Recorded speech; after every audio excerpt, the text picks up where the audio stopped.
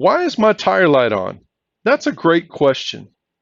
The TPMS system, or tire pressure monitoring system, tracks the tire pressure in your tires.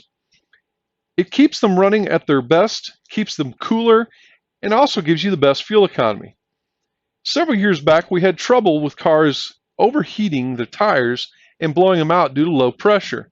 This system helps guard against that. They use this system in two different ways. You have a direct system that basically uses a sensor, a pressure sensor inside each individual tire, and that can tell you what the tire pressure is. There's also an indirect system that basically uses the ABS module and the ABS wheel speed sensors to measure the circumference of the tires. As you can see here, this one right here has a sensor inside. These are really great systems that keep you safe, make your tires last longer, and they use a lot less fuel. I hope you found this useful. Thanks again from B&B Automotive Services and House of Tires.